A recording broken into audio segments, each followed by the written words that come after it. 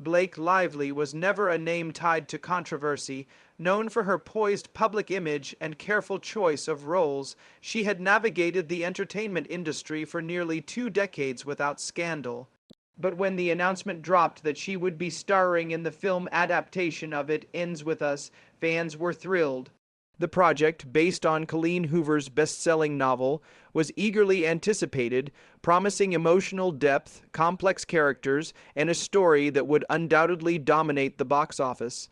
But few could have predicted that behind the scenes, a storm was brewing that would soon grip all of Hollywood.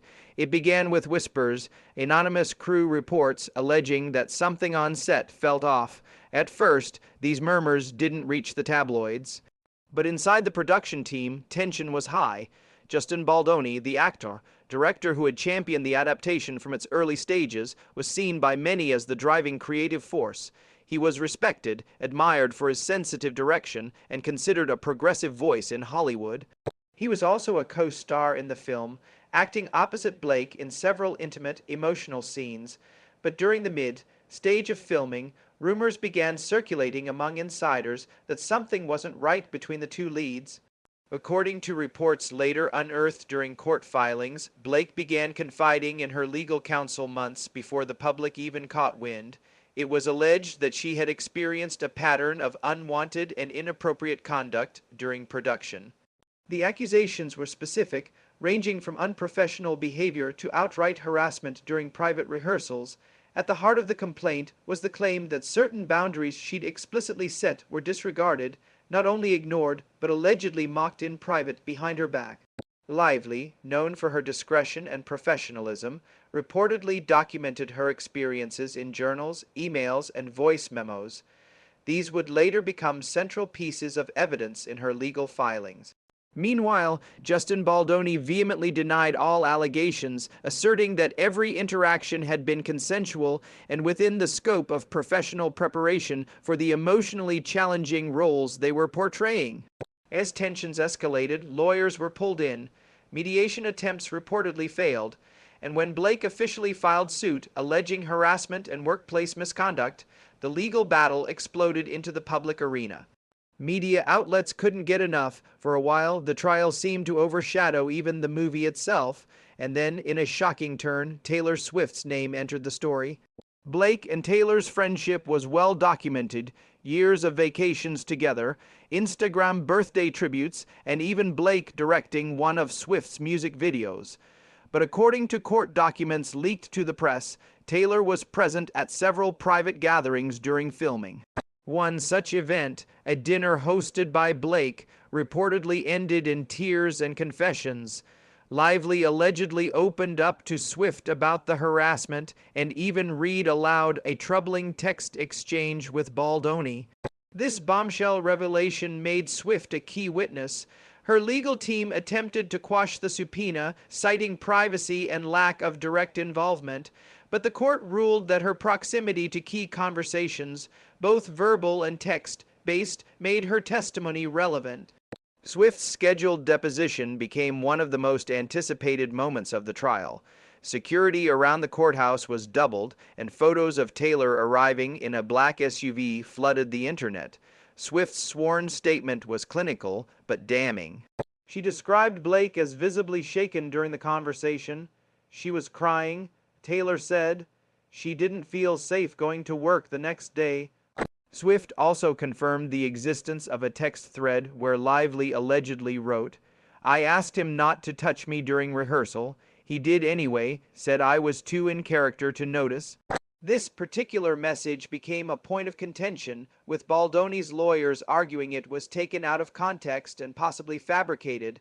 Lively's team responded with metadata records showing the timestamp and origin.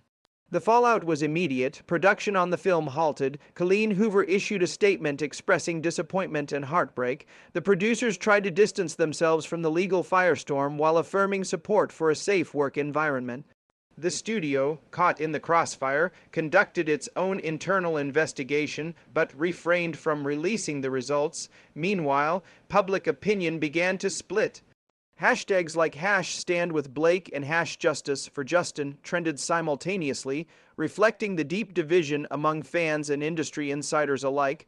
What complicated matters further was the fact that the movie had already finished principal photography. The studio was sitting on a finished film, a potential blockbuster, with its two stars locked in a very public, very hostile legal dispute. Discussions began about whether the film would be shelved indefinitely, recast through CGI, or released with a disclaimer. Every option came with financial and ethical complications. Meanwhile, insiders from the crew began to leak anonymous statements. Some backed Lively's claims, describing a set that often felt tense and unprofessional. Others defended Baldoni, claiming he was passionate but never inappropriate. A new narrative began emerging in the press, one that questioned the power dynamics of Hollywood more broadly. How often were uncomfortable behaviors swept under the rug because they came from powerful creatives? How frequently were actresses expected to endure, for the sake of art? Blake's case reignited these discussions, prompting op-eds from feminist scholars and actors alike. Viola Davis, Zendaya, and even George Clooney weighed in publicly, offering carefully worded support for safer sets and more transparent protocols. The Directors Guild of America even called an emergency session to re-examine its code of conduct guidelines, citing the case as a catalyst. Blake, who had long maintained a reserved public profile, chose to break her silence in a televised interview with Oprah Winfrey. The interview, heavily promoted, drew millions of viewers. Lively didn't cry. She didn't yell. She spoke with clarity and restraint. "This isn't about destroying a man's career," she said. "This is about protecting future women on set, about honoring my truth." The interview was widely praised. Overnight, more support began pouring in. Swift reposted a clip from the special on Instagram with the caption, "Proud of you, always." But Baldoni wasn't backing down. His team launched a counter-suit accusing Lively of defamation and seeking damages for the impact on his career. His lawyers released behind the scenes footage showing the two laughing and hugging after a particularly emotional scene, arguing that their relationship was friendly, even affectionate. Blake's team responded that these clips were cherry-picked and deeply misleading, asserting that many victims of harassment maintain cordial appearances out of fear or professional obligation. The battle raged on for months, drawing commentary from every corner of Hollywood. Think pieces filled entertainment sites. Podcasts dedicated entire seasons to dissecting the case, and as both sides prepared for trial, the pressure mounted. More witnesses were subpoenaed, email threads were combed through, expert witnesses were brought in to analyze body language and intent. Even fans of the original novel found themselves embroiled in debates about who to believe and what this meant for the legacy of the story they loved. Despite the turmoil, one fact remained undeniable. This case had become much larger than a dispute between two celebrities. It was a cultural moment, a reckoning, and whether or not justice would be served in the eyes of the law, the impact had already been felt far beyond the courtroom. At the same time, the court of public opinion was swinging back and forth like a metronome. Old clips resurfaced, dissected for meaning. Baldoni's interviews, once seen as charming and progressive, were reevaluated under a harsher lens. Blake's past comments about industry, culture, and boundaries suddenly gained new weight. Online forums, fan pages, and Reddit threads were ablaze with conspiracy theories, emotional testimonials, and a strange kind of digital vigilante justice. The world wasn't just watching the trial. They were emotionally investing in it, choosing sides with almost tribal intensity. As this development sent shockwaves through Hollywood, pressure on the studio grew unbearable.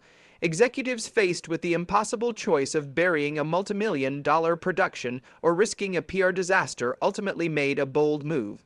They announced the film would be delayed indefinitely, cast contracts were suspended, marketing was pulled, billboards were taken down, every trace of It Ends With Us began disappearing from public space. To many, it was symbolic, not just the fall of a film, but the collapse of a once golden narrative of Hollywood camaraderie and creative collaboration. Amidst all this, Taylor Swift remained a quiet but powerful presence. Though she had refused additional media comments, her brief but firm courtroom testimony was cited multiple times by both sides. She had stepped in not as a celebrity, but as a witness, a friend, a woman. And her calm, controlled words became a cultural sound, replayed endlessly. She was scared, but she kept showing up. That's strength. That's Blake. As for Baldoni, he took a different route. A public apology never came, but a short video was uploaded to his personal channel. In it, he spoke about learning moments, misunderstood intentions, and the emotional complexity of creative collaboration. But many viewers noted what wasn't said. The words sorry, Blake, or even harassment never left his mouth. The comment section was disabled. Still, the video circulated widely, triggering even more backlash. The trial neared its final phase. Depositions were over. The legal teams prepared closing arguments. The judge issued strict gag orders as the court prepared for the final ruling. And then, almost anticlimactically, both parties announced a settlement. No details were released, no public statements given.